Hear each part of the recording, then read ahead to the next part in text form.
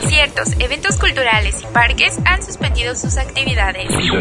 Dieron a conocer que los eventos y las actividades de arte y cultura en teatros, salas de conciertos, centros culturales y zonas arqueológicas se reprogramarán. Eventos culturales han cancelado sus actividades ante la contingencia hasta nuevo aviso. Informaron la reprogramación de diversos eventos previstos para los próximos meses como parte de medidas ante el nuevo coronavirus COVID-19 en nuestro país.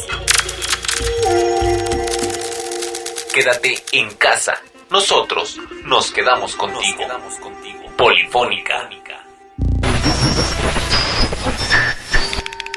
Juan, ¿cómo suenan las caracolas? Pone en mi oído su hélice de calcio. Juan, ¿escuchas el húmedo cosquillear de la espuma? ¿Sus frágiles burbujas crocantes? Juan Soriano, el niño que cumple 100 años. Radio Universidad de Guadalajara lo recuerda.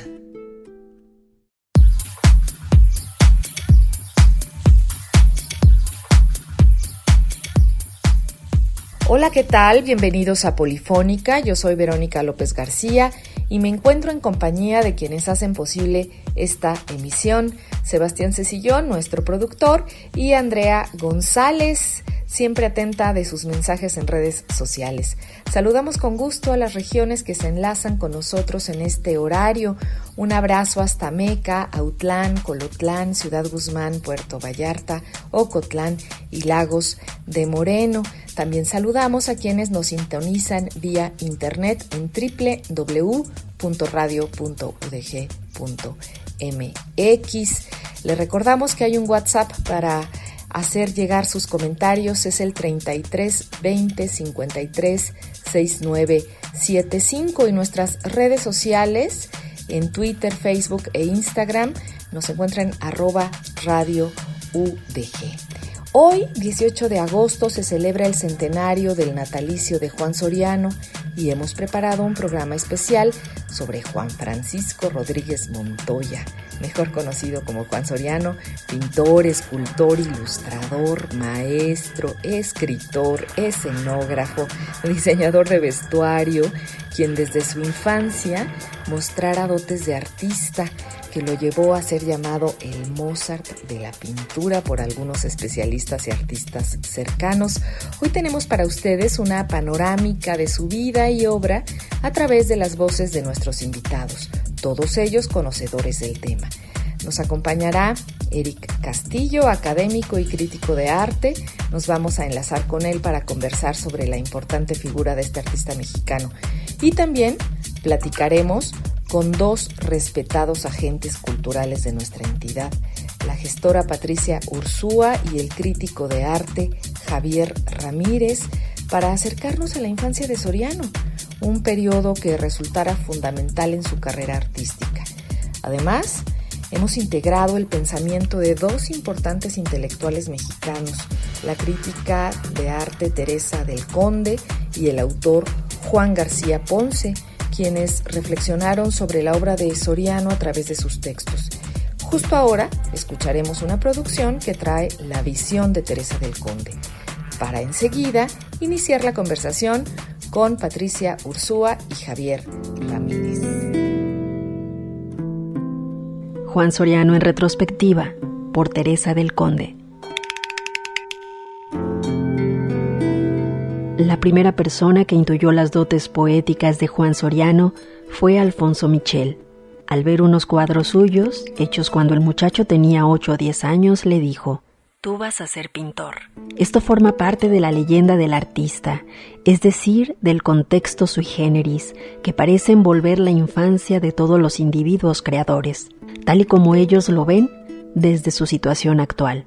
Leyenda o no, lo cierto es que Soriano no olvidó las palabras de Michel, como tampoco olvidó la escenografía en la que se produjo el vaticinio, un recinto cerrado en una vieja casa de Guadalajara en la que simultáneamente a sus dibujos y acuarelas, él realizaba sus primeras producciones teatrales, montadas para un teatro de títeres cuyo director, productor y a la vez único espectador era él mismo. Ya por entonces su mente empezaba a poblarse de seres que para el joven llegaron a cobrar realidad. Los personajes de la Ilíada, que por necesidad contrastaban su claridad mediterránea, gozosa o dramática, pero siempre soleada, con el mundo de Cristos sangrientos, de exvotos poblados de imágenes insólitas, de arcángeles con espadas flameantes, de papel de china multicolor, de querubines con alas de cartón y de telones de manta de cielo tapizados de estrellas, en el que transcurrieron los primeros años de su vida. El mundo de su niñez, en el que convergieron situaciones en las que lo arbitrario iba de la mano con lo insólito, formó un sustrato del que Juan Soriano jamás ha podido prescindir. Aquel mundo de su niñez, al que nunca quiso regresar, retorna una y otra vez a sus obras investido de disfraces que no alcanzan a ocultar su proveniencia. A los 14 años de edad, Soriano era niño prodigio y enfant terrible. Lo rodeaba una cierta estela que reafirmó sus dotes y que inició desde entonces su prestigio. Cuando tenía 16 años ya había presentado en Guadalajara su primera muestra individual. Así que al llegar a México, poco después, no era un total desconocido. Empezó a recibir encargos y produjo durante su primera fase de vida de pintor muchos paisajes y también retratos de personas que pertenecían a la élite cultural del momento. Javier Villaurrutia, Gabriel Orendain, Rafael Solana, Luis G. Basurto. Juan Soriano en retrospectiva, por Teresa del Conde.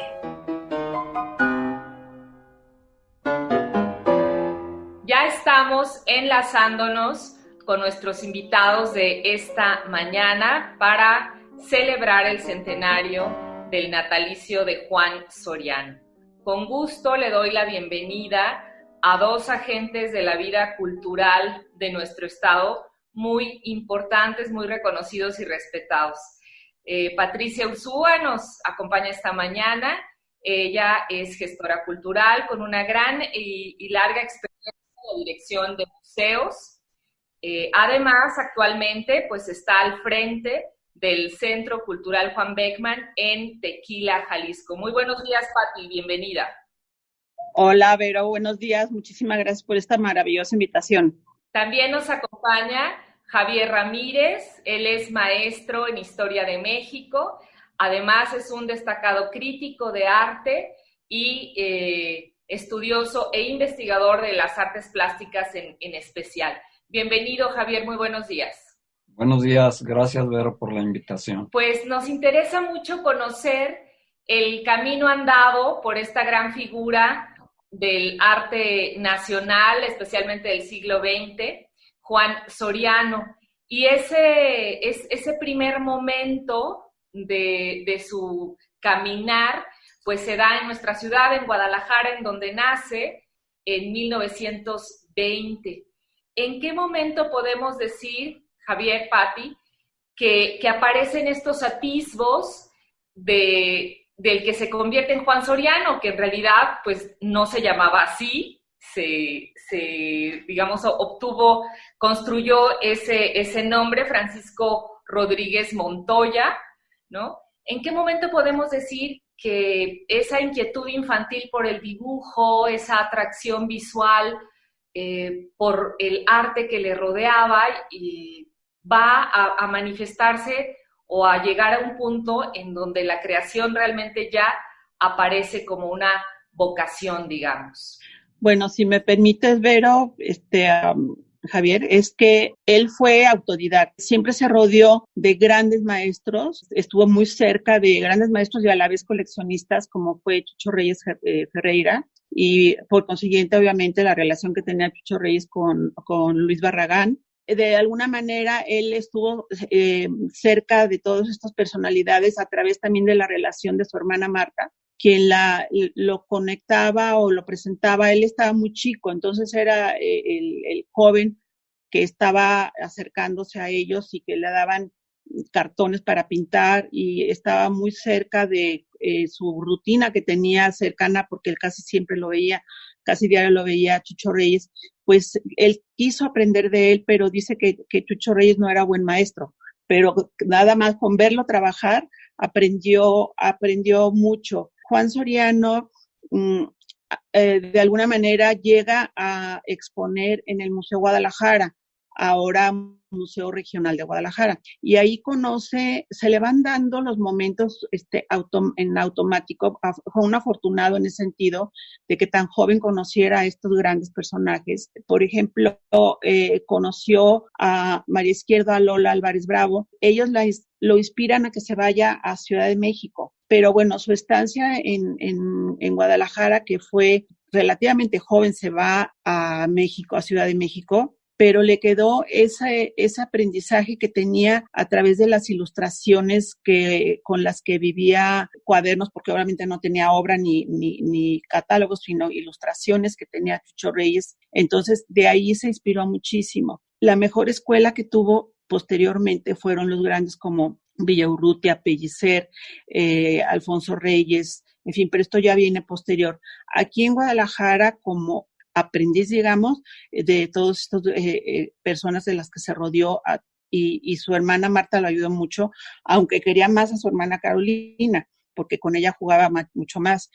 Entonces se va haciendo esta serie de contactos que a él le empiezan a entusiasmar más para convertirse en artista muy joven, a los 14 años, más o menos, 13, 14 años, que es cuando expone. Creo que fue en el Museo Regional, ahora, que era antes el Museo Guadalajara, y a ese momento, que tan joven, que conoce a todos estos grandes, maravillosos artistas que en su tiempo pues estaban en ciernes también, algunos ya estaban consolidados, otros consolidándose, pero él pues era el pequeño del grupo, ¿no?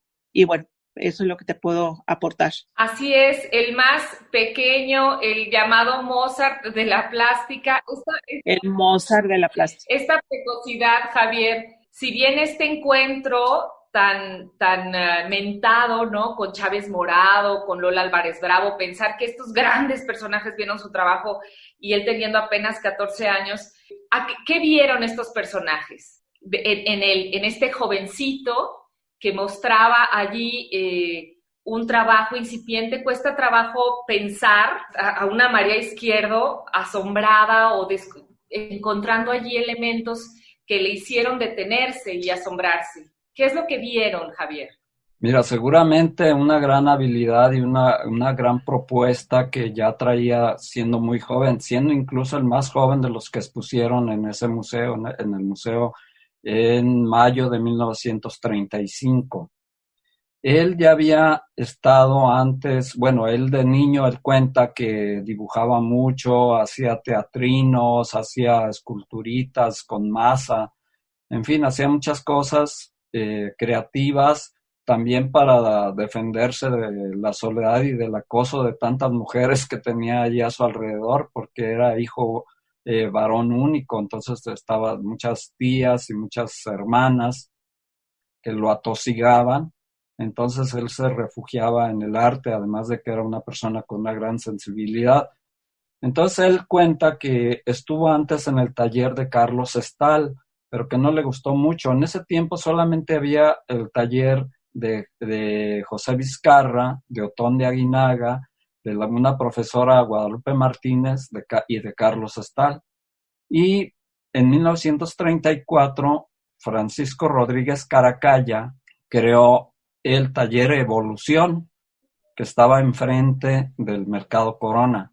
Entonces ahí asistió el joven Juan, que se llamaba Juan Francisco Rodríguez Montoya, y allí, como había modelos, ellos mismos posaban, incluso hay unos retratos que le hicieron a él sus compañeros, Caracalla y los demás miembros de Pintores Jóvenes de Jalisco, que acudían al taller Evolución. Entonces, en mayo de 1935, cuando expusieron en el museo, él cuenta que él estaba cuidando la sala porque se turnaban para cuidar, y él estaba ahí aburriéndose porque casi no iba gente. Cuando llegaron 3 personas desconocidas y empezaron a ver las obras, y entonces se admiraron de las suyas, y entonces le preguntaron: oye, joven, ¿de quién son estas pinturas? Dijo: son mías. Ah, tú pintas. sí, oye, pues qué buena mano tienes, ¿por qué no te vas a la Ciudad de México? Y ya ahí entre pláticas, pues lo convencieron y eso, pues se unió también a que creo que ya estaba una hermana allá en la Ciudad de México. Y bueno, en ese mismo año se va, en 1935, se va a la Ciudad de México. Y poco después, yo calculo que 1 año o 2 años después, tuvo su primera exposición individual todavía como Juan Francisco Rodríguez Montoya, porque en unos archivos de Caracalla había un recorte de una revista que no dice el título, desafortunadamente, de una nota muy extensa que escribió Chano Urueta, el cineasta, que escribía de arte. Sorpresa, ¿no? Entonces, él hace una reseña de la exposición de Juan Soriano, al que llama este joven artista de nombre kilométrico. Y yo creo que a partir de ahí, él sintetizó con el segundo apellido de su padre. Entonces, y fue muy exitosa esa exposición, muy joven, que tendría 16 años, 17 a lo sumo. Entonces, y admira mucho, pues destaca mucho sus habilidades y sus propuestas que ya desde ese entonces manifestaba. Hay en la obra de Juan Soriano características que se mantuvieron a lo largo de toda su creación y muchas de ellas surgieron en este primer momento. Tiene que ver con una capacidad de síntesis de lo que en ese momento era mexicano, lo nacionalista, lo que le rodeaba, ¿no? La construcción de su propia paleta de colores. ¿Qué identificamos si nos concentramos en su obra de esta primera etapa? ¿Qué encontramos que se vuelve parte del estilo? Bueno, yo lo que puedo percibir es que obviamente se nota la influencia por los colores de Chucho Reyes. Al principio, él se decía abstracto en un momento, un artista abstracto, pero posteriormente fue dejando ese abstractismo y se dedicó al figurativo, al estilo figurativo, que es con lo que estuvo todo el tiempo. Sus retratos eran los famosos, era un gran dibujante. El hecho de que estuviese tan cerca de todos estos grandes artistas con el que estuvo cerca, gracias a su hermana Marta, que mencionabas que estaba en Ciudad de México. Entonces, él decide irse al principio por la línea abstracta. También esculpía, hacía cerámica y hacía escenografía. Hubo varias tareas que trabajó como escenógrafo y también tuvo una pequeña exposición en Bellas Artes de él solo. Hizo varias colectivas, pero él hizo una exposición ya individual en Bellas Artes que fue muy aplaudida en su regreso de tantas idas y venidas de Europa, pero esto ya fue posterior. Volviendo a tu pregunta, le gustaba mucho pintar también, como mencioné, los animales, pero lo abstracto, y se va modificando al estilo figurativo, que es el que él menciona en una de sus entrevistas, que es donde lo que siempre le gustó, que se distrajo un poco con lo abstracto porque le gustó jugar con esas líneas, pero al fin y al cabo acabó siendo figurativo. Javier, ¿qué encuentras tú en esta primera etapa de su creación?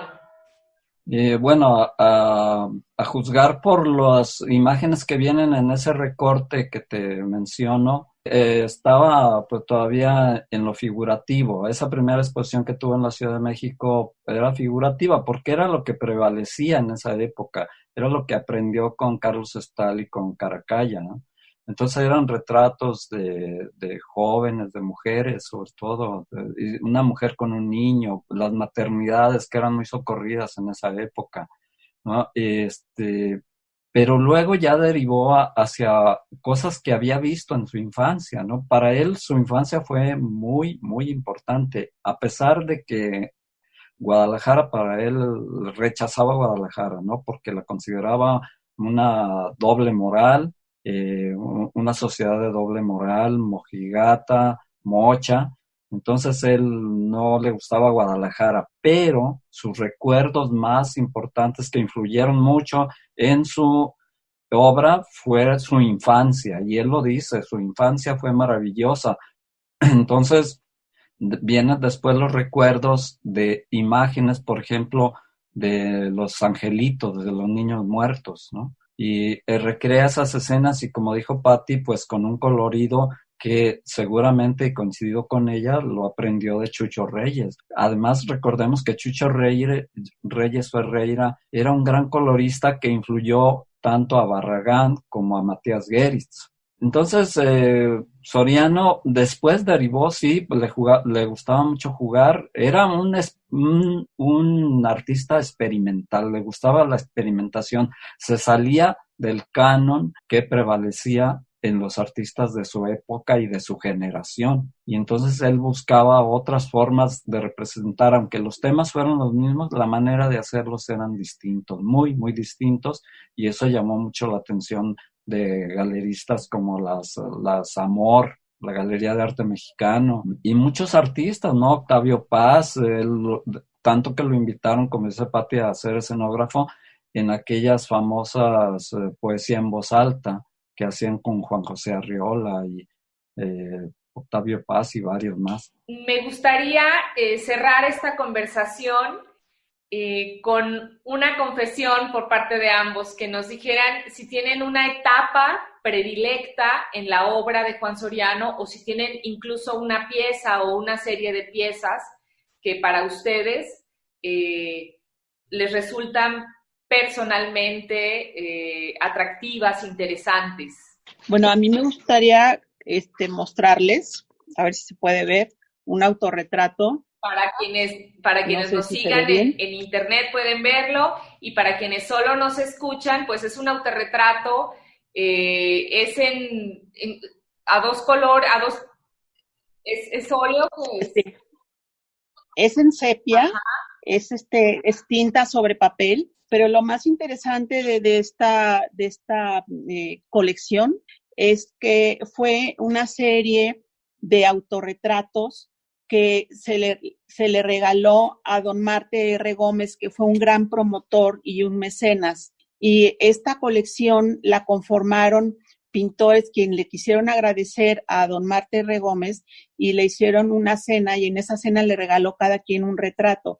Pero en estos autorretratos, que es una colección maravillosa, está Siqueiros, Raúl Anguiano, Argüelles Bringas, Angelina Beloff, Castro Pacheco, Olga Costa, Miguel Covarrubias, Germán Cueto, Lola Cueto, Chávez Morado, Diego Rivera, Doctor Atl, Chauri, está también Jesús Escobedo. Bueno, es aquí está la de Frida. Entonces, es una colección de autorretratos que a mí me tocó. Una vez conversando con él, le dije, ¿te acuerdas que pintaste un autorretrato, pero tú estabas muy joven? Dice, no, yo no me acuerdo, yo no le regalé nada al señor Marte R. Gómez. Fui al Museo Regional, me traje el cuadro, se lo enseñé y ya lo reconoció y lo recordó. Pero es un retrato bellísimo. Se ve que puso el esfuerzo a ser bien autorretratado, pues. Sí, entonces esta colección la compró el Museo Sumaya, se encuentra ahí expuesta, ahí la vi por azar. Para que todos lo busquemos, allá podemos verla. Javier, a ver, ¿tú qué pieza o qué serie de piezas recomiendas para A mí me llama mucho la atención, me gusta mucho su etapa surrealista. Esa etapa, pues, entre realismo mágico y surrealista, que más bien me inclino por el realismo mágico que traía muy arraigado con la visión mexicanista, ¿no? Esos ángeles volando alrededor de una cama, en fin, esas cosas a mí me parecen, además de una gran composición y de un gran dibujo, sobre todo un colorido muy bien aplicado, es decir, con un gran conocimiento del color y de la interacción de los colores. es maravilloso. Esa etapa para mi gusto es la que a mí me gusta más, ¿no? Desde luego que tiene muchísimas porque era un pintor muy prolífico y que le gustaba mucho investigar y buscar. Pero en general a mí eso, y sus dibujos, desde luego, esos dibujos estilo griego, romano, de una sola línea, ¿no? Pues yo les agradezco muchísimo esta conversación y que sirva todas estas pistas que ambos nos han dado para que los radioescuchas la sigan y de verdad descubran piezas, tengan hallazgos sobre elementos que a lo mejor todavía no notaban. Muchas gracias, Pati, muchas gracias, Javier. Muchas gracias, Vero. Gracias, Vero. Aquí continuamos en Polifónica. No salgas de tu casa. Nosotros nos quedamos contigo. Polifónica.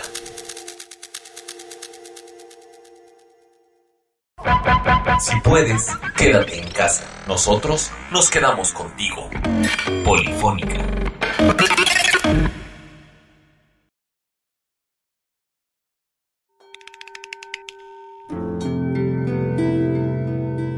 Cuatro esquinas tiene mi cama, 4 esquinas con alas y hadas que juegan en las sábanas de color azul eléctrico. Juan Soriano, el niño que cumple 100 años. Radio Universidad de Guadalajara lo recuerda. Continuamos en Polifónica, gracias por seguir en sintonía. Agradezco a nuestros compañeros que se sumaron a este esfuerzo para celebrar a Juan Soriano. Las cápsulas que ahora escucha en Polifónica son parte de una campaña que hemos preparado para recordar a Juan Soriano y que estarán sonando en toda la programación de la radio universitaria. Gracias en especial a Ceci Fernández y a Gilberto Domínguez por su participación ahora en Polifónica. Enseguida escucharemos una producción que integra la visión que tuviera este notable autor Juan García Ponce sobre la obra de Soriano. Juan Soriano pertenece a la categoría, sin clasificación posible, de los pintores absolutamente singulares. Sería inútil tratar de colocar su obra dentro de una determinada evolución de los estilos. Si sus cuadros siguen algún movimiento, este no está guiado de una manera directa por las exigencias de la historia de la pintura. Al contrario, Soriano parece encontrarse siempre en los comienzos, incluso en relación con sus propias creaciones anteriores. Ante su obra, todo parece ocurrir en el principio del principio, y la impresión que nos causa de inmediato es la de una radical extrañeza.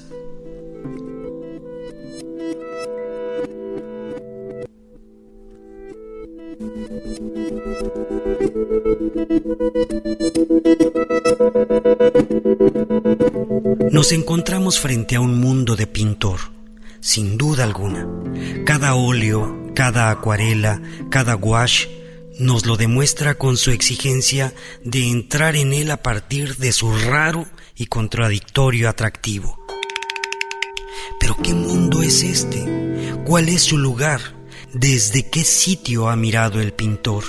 ¿Y cuál es el sentido del producto único que su mirada nos ofrece? Tal vez habría que afirmar que Juan Soriano no busca ni siquiera la pintura. La sola posibilidad del concepto de la obra le estorba.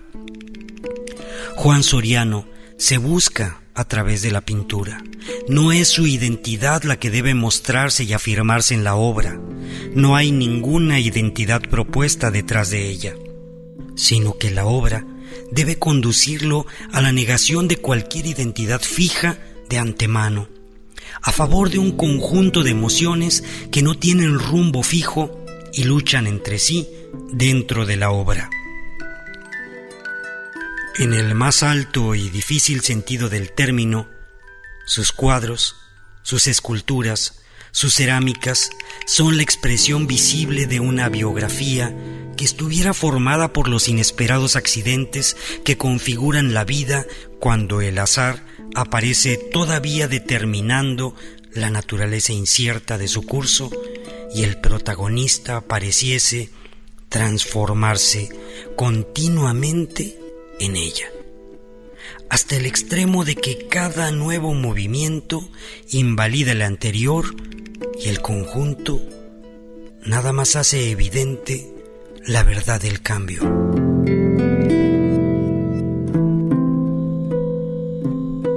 Un texto de Juan García Ponce, Introducción al catálogo de la exposición Color y Poesía, 1976.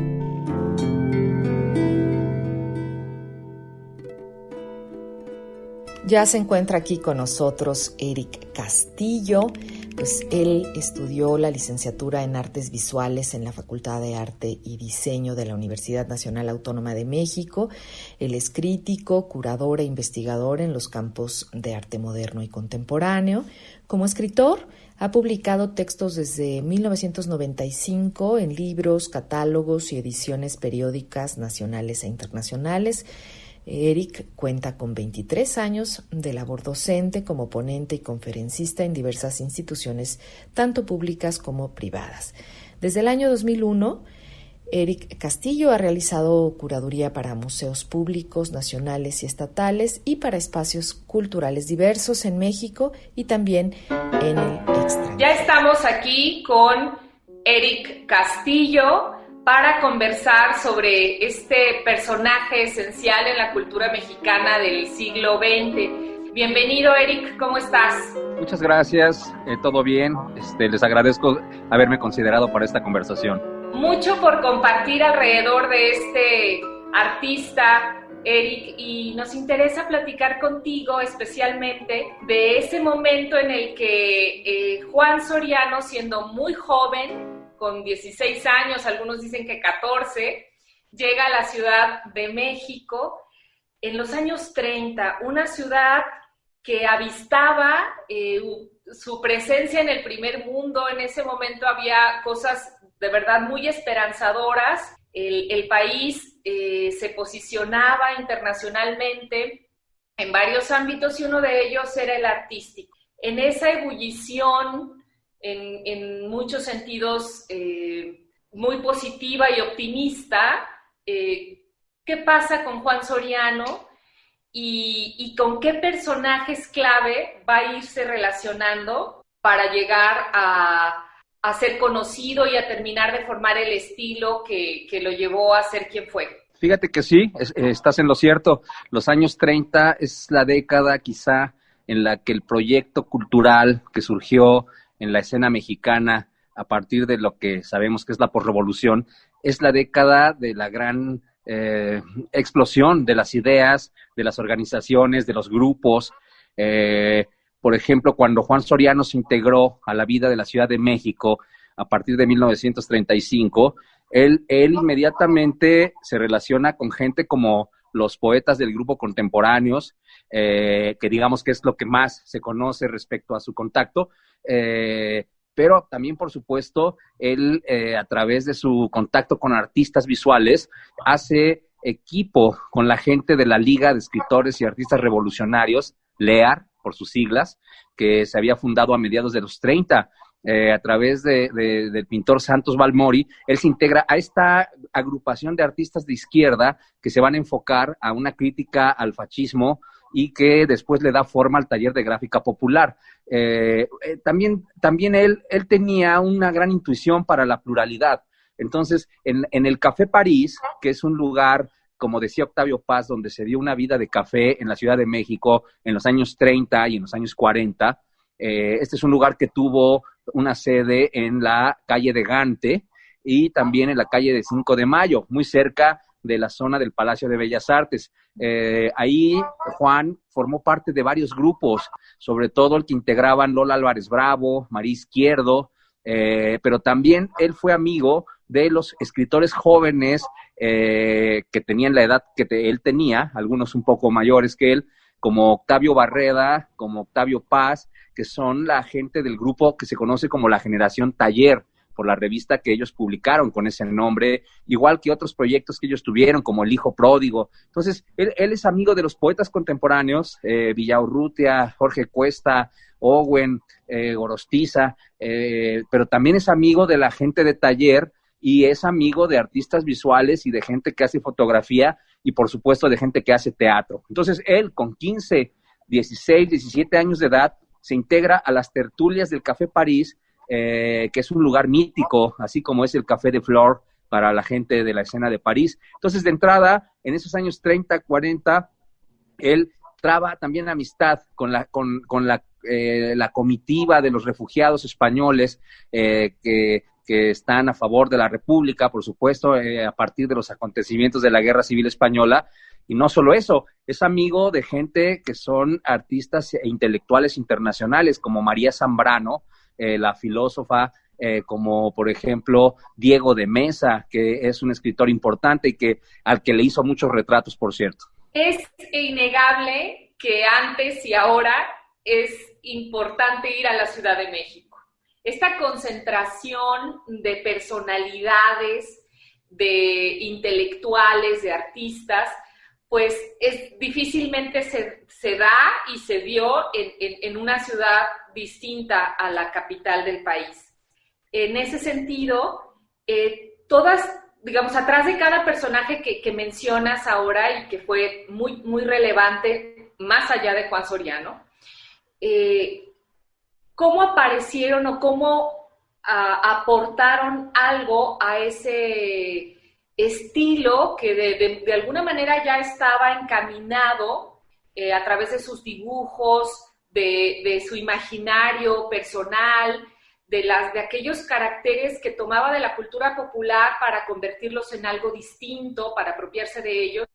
¿Cómo es que influyen estos artistas, digamos, tan contrastantes como María Zambrano y su pensamiento, y muchos de los que también ahora mencionas, por ejemplo, Owen, no sé? Sí, fíjate que ese es un planteamiento crucial. Toda esta comunidad con la que él tuvo contacto y de la que él formó parte es la que llevó, para empezar, diríamos, esta conexión con el nacionalismo que se dio en el llamado Renacimiento mexicano, para recordar esta frase de José Juan Tablada, que hizo crítica de arte y también poesía.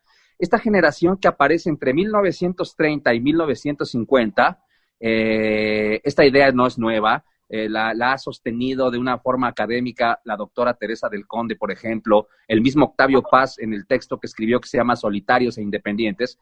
Entre 1930 y 1950, los artistas mexicanos más avanzados hicieron algo que te podría sintetizar como que la búsqueda de la identidad, pero también la apertura hacia las cuestiones más interesantes del arte internacional. Una mezcla de cosmopolitismo con nacionalismo, lejos de las doctrinas y de la ideología, que aunque suene duro, en ese momento la ideología, la izquierda, el comunismo, estaban en tendencia. Era algo que era de avanzada. Sin embargo, gente como los Álvarez Bravo, como pienso en Tina Modotti un poco, pienso sobre todo en Isabel Villaseñor, pienso evidentemente en la gente que no solo hace fotografía, sino en los autores de narrativa, de poesía, y los jóvenes, digamos, comprometidos, no eran solamente de izquierda, pero también eran internacionalistas, no solo eran redescubridores de la tradición y las raíces de México mestizo e indígena,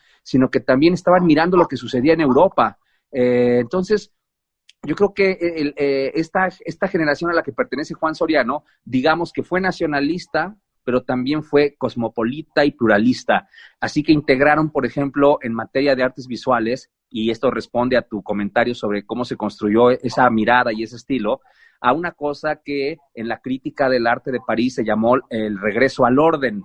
Es decir, después de los experimentos del expresionismo, de las primeras vanguardias, el fauvismo, por supuesto, la abstracción, hay un retorno, digamos, no digamos solamente realista, pero hay un regreso a la figuración naturalista, pero con las huellas de estas primeras vanguardias. De manera que cuando en los años 20 surge el surrealismo, ya hay un caldo de cultivo que no distingue entre la primacía de lo abstracto, la primacía de la figuración, sino que hay una gran integración de todo el conocimiento en el arte, y a Juan Soriano y a su generación le toca incorporar esto. Por eso en los contemporáneos, en la poesía, o en pintores como Jesús Guerrero Galván, como Alfonso Michel, como, digamos, Agustín Lazo, como Rufino Tamayo, lo que tú encuentras es a Europa, a la escena de Nueva York, a la escuela de París específicamente, al expresionismo alemán y también a todo el descubrimiento identitario del arte mexicano. O sea, está todo. Es la idea de que el arte, como diría Marcel Duchamp, es un juego entre artistas de todos los tiempos. Ellos son los mexicanistas que a la vez son de todos los tiempos y de todas las culturas. Pienso mucho al escucharte en lo que escribiera Enrique Fernández Gual justamente sobre Soriano, ¿no? Que habla de su pintura, la compara con remolinos de aguas mediterráneas que alzan, ¿no? las mitologías clásicas para crear otra, que es la mitología sui generis, que le llama, que es la de Soriano, y por otro lado, en lo que recupera también y señala Teresa del Conde sobre cómo es capaz de tomar la muerte en su registro más conocido de lo mexicano, por ejemplo, insistir en él, pero llegar a otra cosa que es realmente Juan Soriano. Si nos concentramos en su obra, en esos personajes, en esas mitologías sui generis, ¿qué es lo que encontramos? ¿Qué hay allí que podríamos decir es absolutamente Soriano?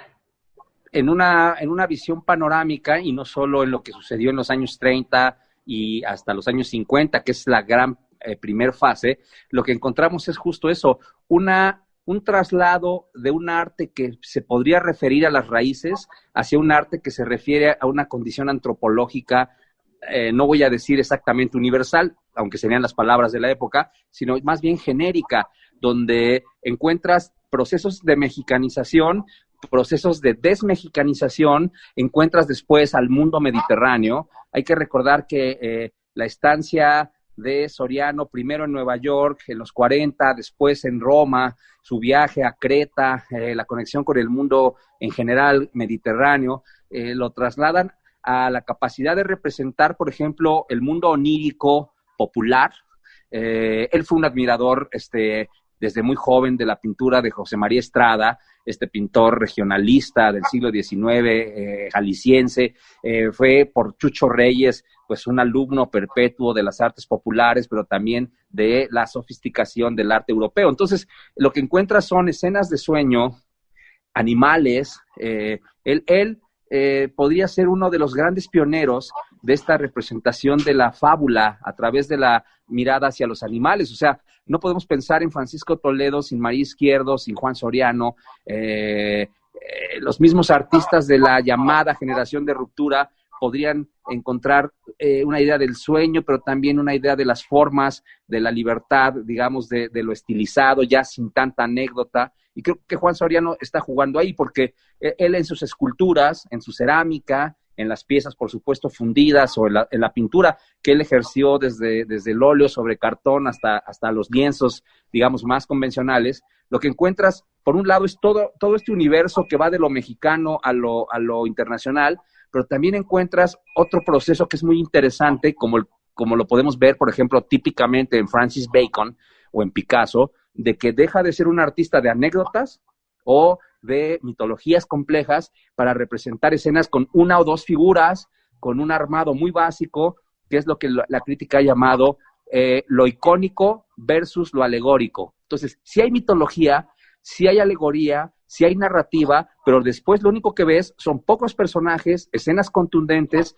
que están hechas no para un relato, sino para un golpe de vista. Entonces, además de integrar unas tradiciones que son múltiples, él logra ser un artista que va depurando la imagen hasta presentarte una o dos cosas en un plano que también tiene un alto desarrollo de formas puras. Esto también lo aprendió el de Tamayo. Tamayo, aunque parece muy mitológico y muy mexicanista, en realidad yo digo que está desmexicanizado y está desmitologizado. Solamente ves un jaguar, una luna y todo un proceso de pintura matérica. Soriano no era extremo en ese sentido, pero creo que él aprendió de Tamayo aquello que él siempre recomendó a los jóvenes, y después de Soriano yo diría que Toledo es el que lo aprendió, que es ponte a trabajar, ponte a hacer y después construyes las nociones. Creo que es el artista que produce y después vienen las nociones, y eso está muy claro en él. Es un artista de escenas sencillas, puede pintar un caracol, representar en una escultura una sirena, o como lo hizo con la escultura de la luna para el Auditorio Nacional, o como lo hizo para la paloma del Museo de Arte Contemporáneo de Monterrey, ser simplemente un dato visual detrás del cual hay todo un poder plástico. Es tan plástico como es icónico. Hay iconografía, pero cada vez es menos, cada vez es más depurado, y creo que por eso su carrera es tan heterogénea y tan múltiple.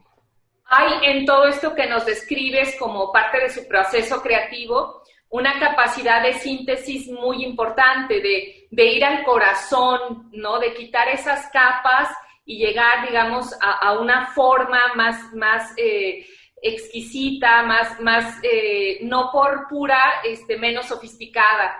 ¿Y en qué medida estos vasos que nutrieron su creación, pues se vieron tocados, por ejemplo, por la literatura y por la tridimensionalidad que luego aparece en la escultura y en la cerámica a través del teatro, ¿no? Poesía en voz alta creo que también fue un gran caldo de cultivo, no solo para él, sino para muchos otros creadores, y también ir de generar escenografías, en el caso de Soriano, vestuarios, de todo lo que implica el desarrollo estético y plástico de la escena, ir de Sófocles a Jean Genet, a Calderón de la Barca, ¿no? al propio T.S. Eliot. O sea, todo esto, ¿cómo participa de algún modo de esta idea de lo tridimensional y también del movimiento? Precisamente Juan García Ponce hizo una exposición muy interesante sobre todo el trabajo que había hecho Juan Soriano en materia de teatro. Y si uno se imagina al propio Soriano dialogando con José Luis Ibáñez, mencioné a Diego de Mesa, o con Mabarak para pensar de música, o con puestas en escena avanzadas de los años 50, que es cuando surge Poesía en Voz Alta, este proyecto magnífico que también después se vuelve simultáneo a la generación de la Casa del Lago. O sea, tú te imaginas que Soriano es un puente entre una generación que es nacionalista, pero es cosmopolita, como dije, con los contemporáneos, que impulsaron muchísimo el teatro, piensa en Antonieta Rivas Mercado y el Teatro de los Ulises, y que después es capaz de dialogar con gente que es muy, muy emergente en los años 60. Entonces, claro, él hizo escenografía, hizo evidentemente vestuario. Se ha hablado mucho de que como escenógrafo él en la época de Poesía en Voz Alta desarrolla una traducción en el espacio escénico de lo que es la experiencia de la pintura y de la escultura, que no solamente es un decorador. Esta referencia de Paul Bestheim sobre la obra de Juan Soriano en el teatro, pues es un clásico, ¿no? Es un clásico de cómo un artista va más allá de ser simplemente un colaborador y se vuelve un autor. Él también fue un autor en ese campo y Juan García Ponce lo entendió muy bien. Obviamente toda esta labor en las artes escénicas, esta conexión con la literatura que tú estás ahorita, a la que tú estás aludiendo, es fundamental. O sea, su contacto con los poetas que también hacían crítica de arte, estoy pensando en Cardosa y Aragón, en Villaurrutia, por supuesto en Jorge Cuesta, lo llevan después a ser un interlocutor de Sergio Pitol, por ejemplo, ¿no? O sea, es un libro de culto el que hace Sergio Pitol en los años 80 sobre Juan Soriano, se llama Un perpetuo rebelde, ¿no? La publicación de las series de gráfica con los textos de Alfonso Reyes, por ejemplo, igual que como tú dices, las adaptaciones de los clásicos de la tragedia griega o de los dramaturgos más modernos, siempre están ahí como material para Juan Soriano. Yo creo que él, ahora que haces esta referencia, podría ser visto como un artista visual que, siendo tan culto, a la vez lograba ser tan básico. Era un pintor que no necesitaba toda esta carga hacerla evidente para a la vez notarla, que los espectadores notamos todo este background literario, dramático, filosófico. Era un autor capaz de escribir un comentario, un tratado sobre pintura, un ensayo, como de hecho publicó varios en la revista de la universidad, y al mismo tiempo era el pintor silencioso, ese que no habla, ese que puede darse el lujo de elegir ser bestia como un pintor, para tomar la frase aquella, y al mismo tiempo ser tan culto como el que más, pero siempre tener el silencio de su lado. Es decir, podría ser uno de los últimos artistas sencillos con un gran background intelectual. Un proyecto que, por cierto, también retoma a Francisco Toledo. Tener la cultura en un grado medio, ser un artista silencioso, un hacedor, pero tener toda una experiencia social y de intercambio que es tan compleja como la de cualquier escritor o cualquier intelectual comprometido que me digas. Hoy, 18 de agosto, pues estamos celebrando su centenario, el centenario de su natalicio, y pues ya son varias generaciones que por primera vez se van a acercar a Juan Soriano, ¿no? Que van a estudiarlo, pero que también se van a deleitar con su trabajo. Por ahí Gerardo Estrada, quien fuera director de Lima y organizaba una gran retrospectiva en el Lima, decía que los jóvenes ahora sabrían, quienes se acerquen por vez primera a su trabajo, ¿por qué se ha escrito tanto sobre Soriano? ¿Tú qué le dices a las nuevas generaciones respecto a lo que hay ahí y por qué hay que acercarse y por qué es un infaltable en el arte mexicano y del siglo XX?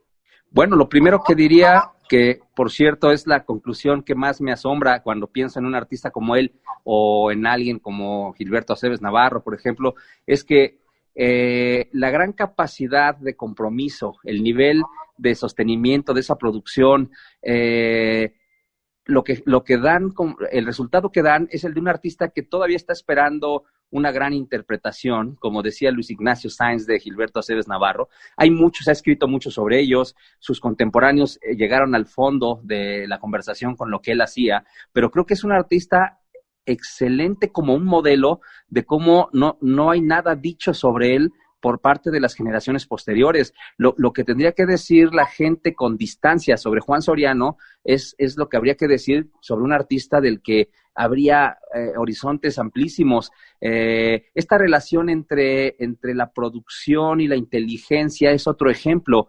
Las carreras se construyen a partir de la resistencia y a partir de la capacidad de diálogo. Juan Soriano tenía una virtud, entre muchas otras, que era la de ser irónico, podría ser sarcástico, incluso le di maravillosas malas contestaciones en público frente a anfitriones que lo aburrían profundamente, pero a la vez era un hombre extremadamente educado, tenía una sensibilidad genial para platicar con la gente y sin embargo no se detenía para expresar sus ideas, era divertido pero era discreto.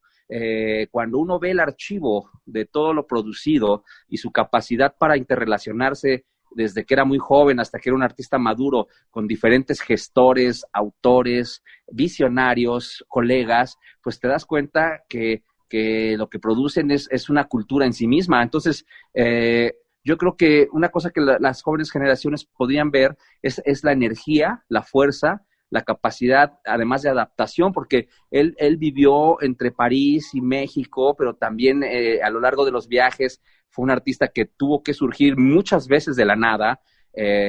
La historia de Juan Soriano con Marek Keller, por supuesto que es muy importante porque a partir de ese momento se puede lograr una colaboración para gestionar todo el patrimonio que genera Juan Soriano. Y eso te habla de alguien que no necesita ser el artista maldito ni tampoco el artista acomodaticio. Nunca termina por ser un artista marca, pero nunca deja de ser un autor. Y por cierto, tiene horizontes que van más allá de las artes visuales todo el tiempo. Es un viajero, es un observador, es un dibujante, todo el proyecto que realizó de tapiz con el taller de gobelinos de la ciudad de Guadalajara, lo de Jaime Ashida, es fantástico. O sea, su libreta de dibujos es inmensa, su trabajo en la gráfica no desmerece frente a su trabajo en la pintura. No podríamos decir que solo es pintor, no podríamos decir que solo es escultor. Creo que su contacto con la cerámica es tan básico y tan formativo como el de la cerámica en la historia de la humanidad. Creo que en Juan Soriano se da una metáfora de la historia de cómo surgió la forma en la humanidad.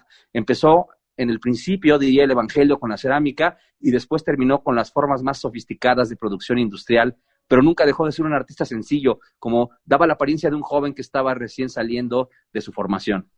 Eric, te agradecemos muchísimo este tiempo, esta conversación, y no me quiero despedir sin que nos compartas, sino la obra que para ti, a lo mejor la primera que te deslumbrara, sino ella, una etapa que tú ubiques en el trabajo de Soriano que para ti, en lo personal, como un estudioso, como una persona que también disfruta de las artes, te sigue llamando y te sigue deleitando. Bueno, hay dos momentos en Juan Soriano de los múltiples que existen, y hoy daré una respuesta que podría ser diferente mañana, que a mí me deslumbran. Sus retratos de los años 40 son impresionantemente multiestilísticos. Ves expresionismo, realismo, naturalismo, regionalismo y vanguardia al mismo tiempo, que finalmente es lo que logró el arte de la generación Picasso y de la Escuela de París en su primera, etapa, que el arte contemporáneo de un momento dado pueda tener diálogos con cosas que son de hace 3,000 años, para empezar. Los retratos de los 40 te pueden volar el cerebro, nada más de verlos. Son tan elegantes que, o sea, Manuel González Serrano, Guerrero Galván, Alfonso Michel, Julio Castellanos y Juan Soriano te ejemplifican cómo una generación puede llegar a ser tan interconectada y tan personal a la vez. Eso es para empezar. Y la segunda cosa que yo diría es, después de la aventura de los años 60, en su segunda estancia en Roma, cuando se dice en La Fortuna Crítica que él consigue la libertad al integrar la abstracción después de todo el relato de arte referencial o figurativo, sobre todo con la exposición que presentó en 1962 en la Galería Mizrachi. El primer texto que yo leí sobre Juan Soriano es el de Paz, que se llama Una exposición de Juan Soriano, 1962. Es el tercer texto que escribe Octavio Paz para esta exposición de Mizrachi, que son los retratos de Lupe Marín, y esa serie que desarrolla lo que él había hecho en Apolo y las Musas a partir del contacto con María Zambrano, que son piezas estas de Apolo y las Musas de la colección del Museo de Arte Moderno, es particularmente avasallador. Me quedo con esos dos momentos. Sirva esta selección tuya como una provocación al auditorio para acercarse a visitar de nueva cuenta estas piezas o a conocerlas.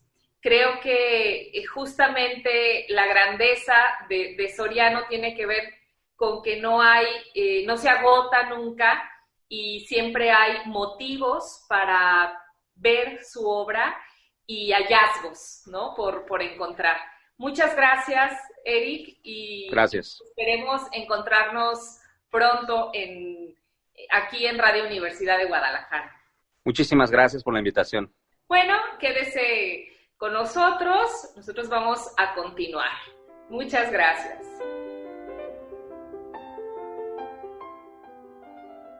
Hemos llegado al final de esta emisión de Polifónica dedicada al centenario de Juan Soriano y aún hay más sobre este tema, así que no se vaya. A continuación viene otro programa especial que ha preparado nuestra estación hermana de Puerto Vallarta.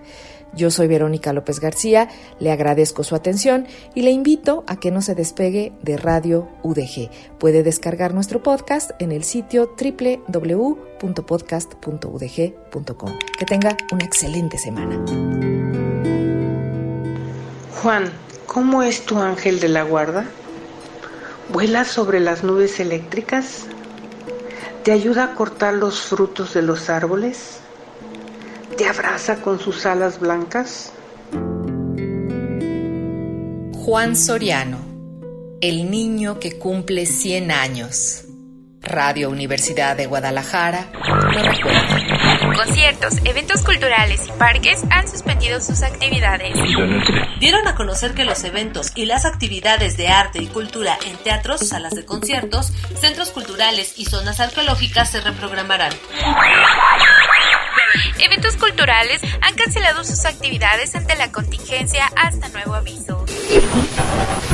Informaron la reprogramación de diversos eventos previstos para los próximos meses como parte de medidas ante el nuevo coronavirus COVID-19 en nuestro país. Quédate en casa. Nosotros nos quedamos contigo. Polifónica.